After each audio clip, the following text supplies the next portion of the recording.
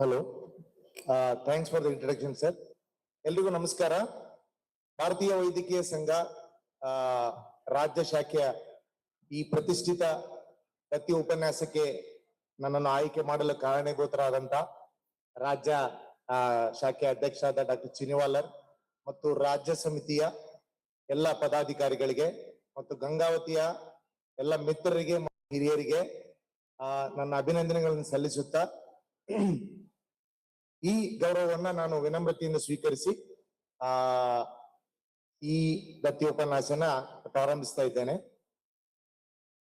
ಉಪನ್ಯಾಸ ಇಂಗ್ಲಿಷ್ ಅಲ್ಲಿ ನೀಡ್ತೀನಿ, ಕನ್ನಡದಲ್ಲಿ ಮುಂದುವರಿಕೆ. So you all will agree that we doctors are very realistic people. That includes me also. So this appropriate code applies very apt for PCOD also, because we all think that we know everything, but it continues to be a mirage, because since 90 years of its description by Stephen Leventhal, we continue to chase what is the perfect medication or the cure for PCOD. In this talk, I'll try to demystify. At the same time, since it is the congregation of all specialties, I will be keeping it very basic and will not be going to the molecular level. It is a pride moment for me because I did my high schooling in Hospet and I have been associated with Gangavathi for more than now 15 years. And this is a really an honor that I get this oration in IMA state conference, and that too in Hampi. We all need to be disciplined, and PCOD unfortunately is for the people who are indisciplined. Sorry to say that. And how we are approaching PCOD? We are approaching like blind men explaining how an elephant looks like. Somebody who is thinking that it looks like a fan, somebody is telling it's a tree, somebody is telling it is a snake. Sorry. Same is PCOD. A gynecologist worried about menstrual irregularities. A dermatologist about acne, acanthosis nigricans, or alopecia, or other problems. Physicians probably are dealing with the metabolic syndrome, and surgeons are often confronted because the scan showed there is PCOD. And of course, pediatricians are now overwhelmed with all these problems, and family physicians are also asked about opinion that my girl has got PCOD, what next? So all of us are concerned with PCOD, but all of us are dealing with different this thing. And remember, most of the PCOD patients are obese, 75%. That doesn't mean that those who are lean cannot have PCOD. What is paramount importance is the insulin resistance. Most of the insulin resistant patients become obese. That is the apple type of obese, that is a fat deposition above the waist. Whereas the lean patients can also have insulin resistance and also can have PCOD. Alopecia in the scalp, hirsutism and virilism in extreme cases, they are very common too. Now, is it a disease? Is it something which can be inherited? It is actually syndrome. It is the interplay and the interplay between metabolic, reproductive, and cosmetic things. And ovary is only something, only one organ which is involved. So remember, we are not treating only the ovaries. We are actually treating a lifestyle, and probably we are treating a generation and at large a society. Because we cannot attack one thing. Okay, I am a gynecologist and I am taking care only of menstrual irregularities and fertility. And Leventhal, when they were observing the anovulatory women, remember those days there was no laparoscopy, there was no ultrasound. So they did laparotomy, and they did what was called as wedge resection of the ovaries, and they found that women started ovulating and many of them conceived.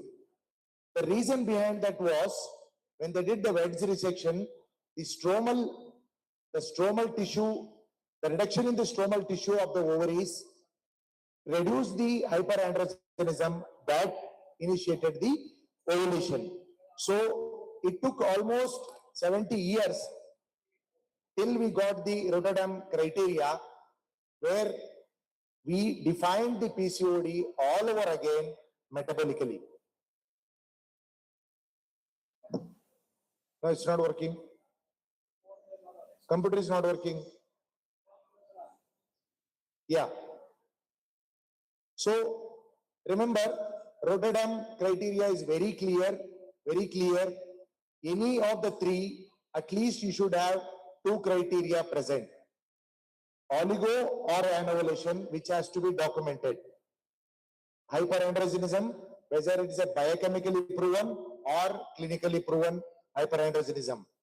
And PCO morphology, which should not be loosely applied, and it has to be very strict criteria. At least 12 and above follicles, small follicles with the increased stroma and increased ovarian volume. Very, very important. Of course, you should exclude the Cushing syndrome, congenital adrenal hyperplasia, or thyroid disorders, because they can mimic these three things. Now, there is a biggest radiological fallacy, because most girls do carry a report saying that PCOD. They are branded PCOD for life without considering other two criteria. And I request all the radiology and gynecology friends who are assembled here, who are reporting PCOD, please do not confuse the polycystic ovaries for multifollicular ovaries. It is very clear. We are overdiagnosing PCOD in young girls. I'm not telling there is no PCOD, there is, but we are overdiagnosing and we are branding these girls and subjecting for mental trauma forever. So just to differentiate, what is the differences? In PCOD, I already told, the follicles are smaller, stroma is dense, there is an increased ovarian volume, very, very important. It is because of the stroma. It is because of the stroma. And you hardly see any dominant follicle. Whereas in multifollicular ovaries, you have lesser stromal tissue. Ovaries are usually normal, and you always will see a dominant follicle, okay? And compared to PCO, you have follicle size which is little larger. Now, I want to spend about a minute or two on this slide alone. The whole gamut, whether it is PCOD, diabetes mellitus, or any metabolic syndrome, the main culprit is the insulin resistance. Till we attack the insulin resistance, we are not going to deal with any of these things. The insulin resistance increases the insulin secretion. So in diabetics, there is no dearth of insulin. In PCODs also, they have become insulinic. Insulin levels are higher. If you get the fasting insulin levels done, their insulin levels are higher. This increased insulin secretion causes fat deposition. This fat deposition in turn increases the insulin resistance, which again body tries to compensate with the increased insulin increased insulin secretion. So it becomes a very, very vicious cycle. So where do we break this? We have to break this not by medications, but by good diet, good exercise, and intermittent fasting. Only three weapons. Whether it is diabetes mellitus, whether it is obesity, whether it is PCOD, whether it is dyslipidemia, the magic three words are intermittent fasting, high protein, high fiber diet, and exercise. If we cannot be disciplined, then no amount of medications, no amount of research will help us. So remember, you have to break the cycle. We have to break this vicious cycle. We have to encourage them to do good diet and exercise. nothing else, nothing short. What we are actually seeing is a tip of an iceberg. As I told in my second slide, gynecologists are worried about the fertility and cycles. Dermatologists are worried about acne and other problems. Physicians are worried about the dyslipidemia and diabetes. We are facing a bigger threat because of the metabolic, cardiac, and even cerebrovascular risks. We are only seeing very small portion of tip of iceberg. So we need to see beyond our specialty, beyond our concerns, and go deeper and evaluate them metabolically. The first and foremost contact a girl comes to us is in her adolescence. Remember, a caterpillar without effort will never become a beautiful butterfly. If you want a healthy womanhood to emerge, there is an effort. So if we cannot put that effort in our girls, they cannot be a healthy women. Nowadays, we have everything in abundance. We have everything at our dispense, and we are seeing this disease multiply and become an epidemic. So we need our girls to be physically active, understand their health, and become a beautiful butterfly rather than, the PCOD patients. Now remember, in adolescence, most of the time I am brought 6th standard, 7th standard, 8th standard girls, especially those who have joined hostels. They come with irregular menses. Now, menses is a very complicated thing. That itself will take another oration to deliver. But remember, there is so much of dietary changes, the stress level, the disturbed sleep, anything can cause disturbance in the menses. The moment somebody comes with a disturbed menses, especially young girls, we overzealously do ultrasound and then brand them as PCO. All they need is reassurance. You just focus on their diet, good activity, good sleep, and stress management. That is all is required. And remember, a girl or a woman, not to get endometrial hyperplasia, she has to menstruate only 4 times a year. So somehow in Indian psyche, regular menses is something which our women are obsessed to. So we need to talk to them, reassure the mother. Girls are okay. If you rule out hypothyroidism, if you rule out hyperprolactinemia, if you rule out the obesity, just reassure the girl, tell her to be active and advise her on good diet and good sleep. That's all is required. One very strong message, start looking at their nape of the neck.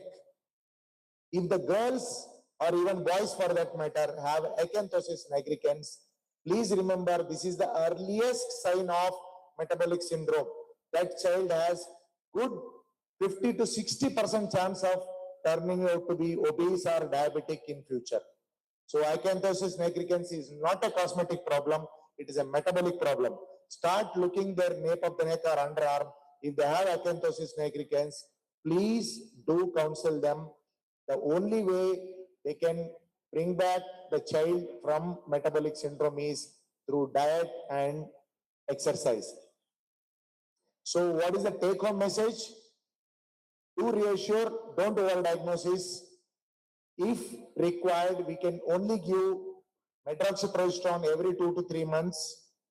And I have seen very young girls being prescribed oral contraceptive for 3 cycles, break, 3 cycles, break, 3 cycles, break.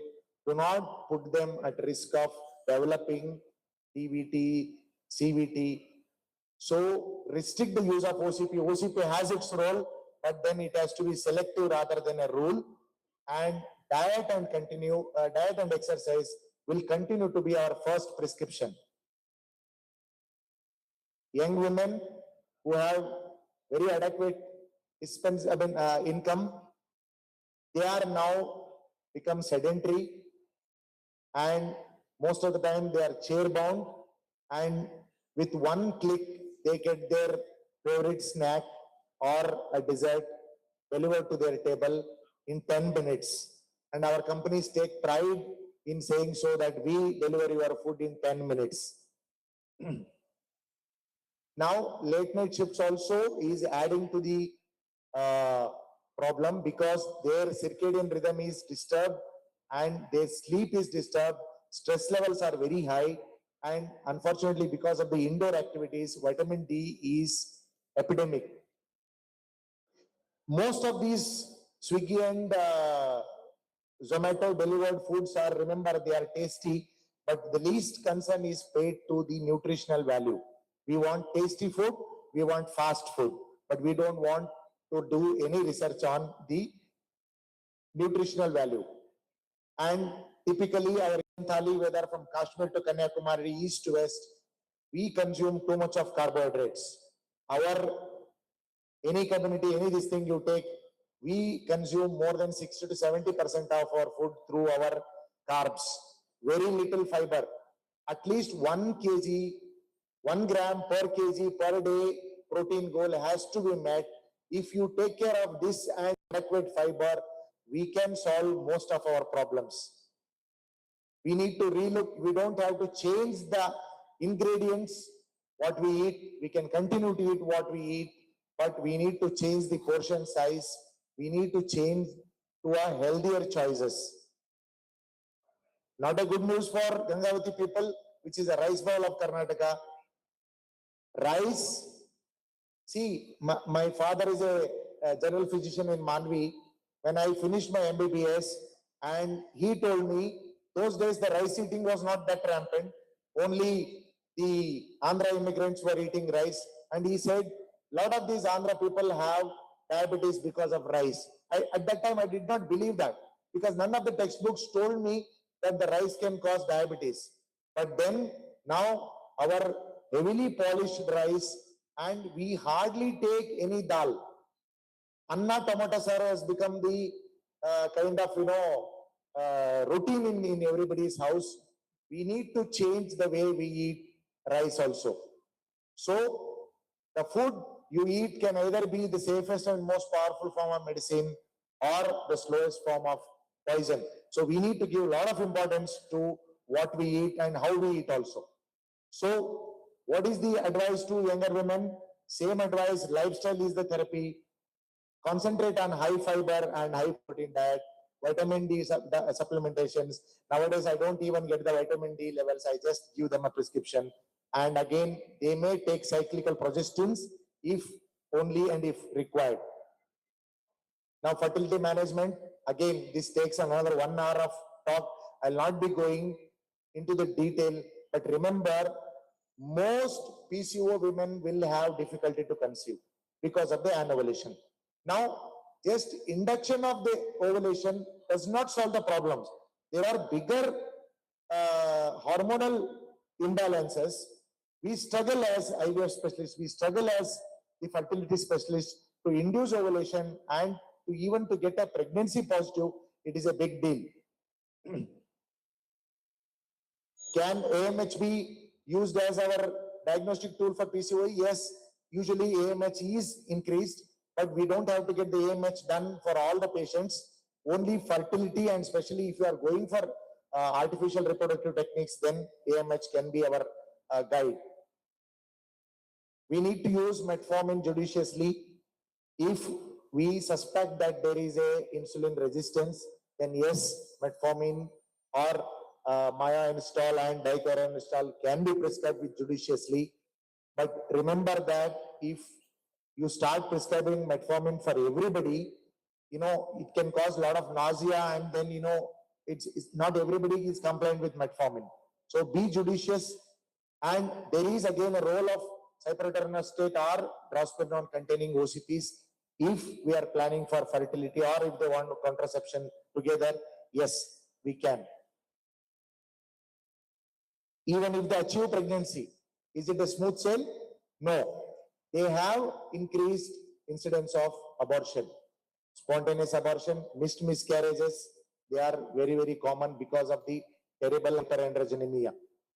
There is an increase if the patient is PCO, very likely chance that she will become GDM. So we need to do the glucose challenging test in all 3 trimesters just to see. There is increased incidence of hypertensive disorders. Fetal growth restriction is not uncommon, and tremendous weight gain during pregnancy. They become 100, 110, 120 kg. It's not very uncommon. When I started practice, I rarely used to see 1 or 2 patients in a year. Now we do get 1 or 2 in every month who are above century. I told that, when will you hit your century? So there will be around 78, 80, and they will hit century by the time they are full term. So they pose more surgical anesthesia risks as they become over 100 kgs. So what is the take home? Artificial reproductive techniques like IUI or IVF should be after good lifestyle trial. Unfortunately, the complaints rate these young women is 5 to 10%. Those 5 to 10%, when they follow the advice, when they reduce the weight, most of them do conceive spontaneously. But unfortunately, more than 90% of the women, they don't. Yeah, one more message for all the gynecologists and general surgeon friends who are doing laparoscopy for fertility. Please, a biggest request, do not do ovarian drilling. Do not do it. It is an outdated procedure. It is a cruel procedure. It is a very, very barbaric procedure, I can say. For last 7-8 years, I have not done even a single ovarian drilling. There are beautiful protocols available, beautiful drugs available. Do not do drilling because you cause more harm than the good. If at all one message had to be carried from this podium in my oration, I would say, please do not do the ovarian drilling. Metabolic women, those who are not desirous of fertility, they do have amenorrhea, they have obesity. See, typically we see after the children starts going to the school, women become little relaxed and they are at home. Even working women also, their lack of physical activity, by then usually economical prosperity would have come in. So they start eating snacks, lot of snacks, high carb diet, and barely any exercise. This is the problem. The food is convenient, but it's not nutritious. They also get a lot of sleep disturbances. Depression is not very uncommon, and they do have low self-esteem, which they struggle to come out. Remember, the exercise is the best antidepressant you can ever prescribe to anyone. It is known to reduce the depression rates, but unfortunately, most of our women don't exercise. Endometrial hyperplasia and endometrial malignancy is on the rise. The good thing is, in last decade, not only in Western world, even I am seeing a reduced cervical malignancy rates in our area for various reasons, but endometrial malignancy and breast cancer is on the rise.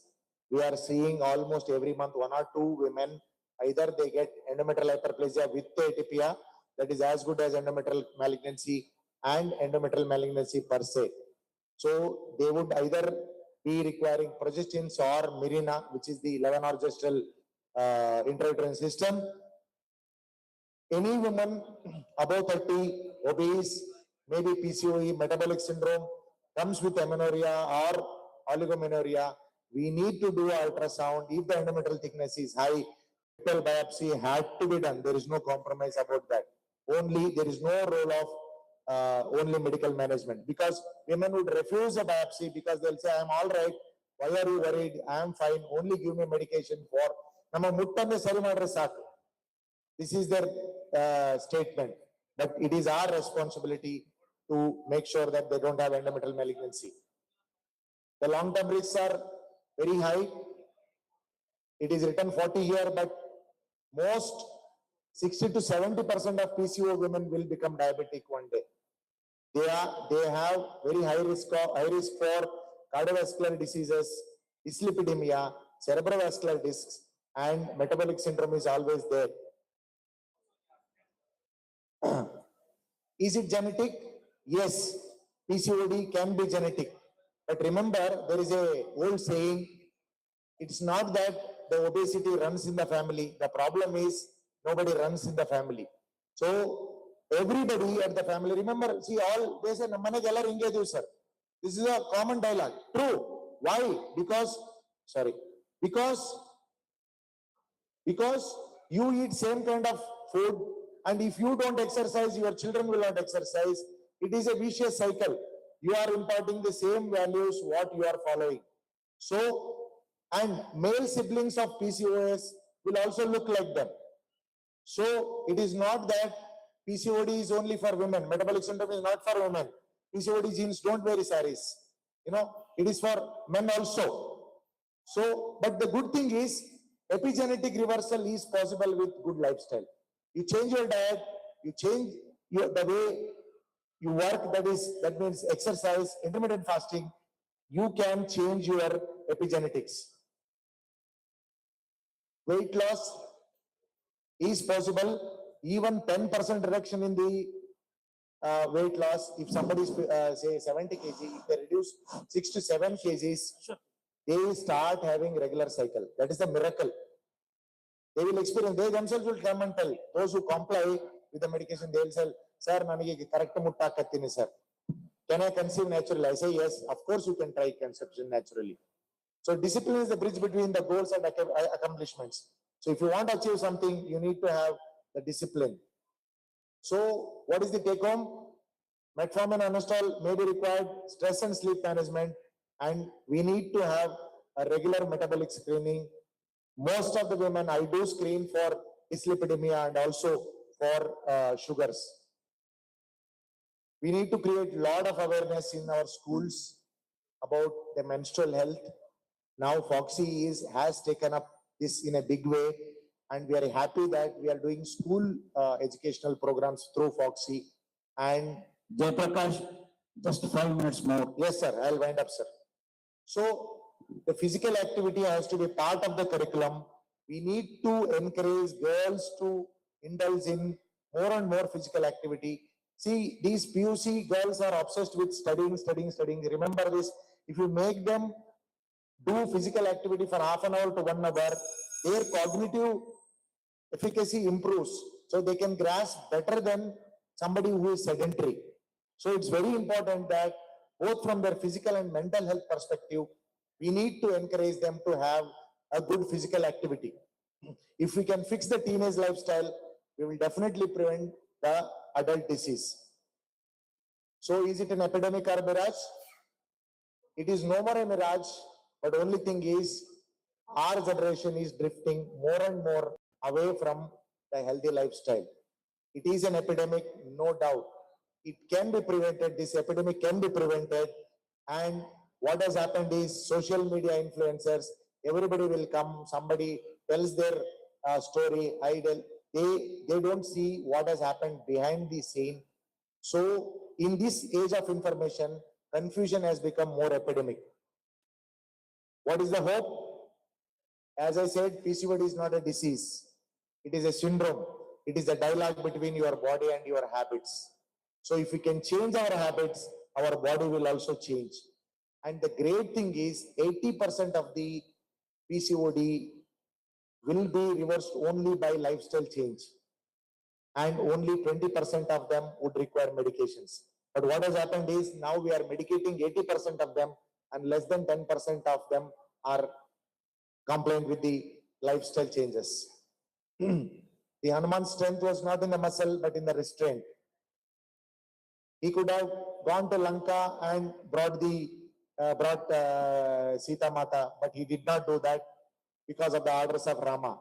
And Vijayanagara's glory was also not without discipline. So remember, PCOD will also go to us if there is a balance in our life. We doctors need to forgo our ego. We need to collaborate. We need to take cross consultations. We need to join hands and forgo our ego, because when we unite, patient heals. But when our egos unite, medicine will definitely fail. Last message, please read this book. Take a screenshot. This will change the way you look at life. There are 2-3 more books, but read this book. It is available on Flipkart and Amazon, just 200 or 300 rupees. It will change the way you look at life. Jason Fung is a nephrologist. He's a medical doctor. He has written it in a very, very beautiful way. It is written for common man, but we as doctors, we need to read this and we need to tell the patients the importance of diet and exercise. So thank you very much for this opportunity, and I hope that I have given some messages through this. Thank you.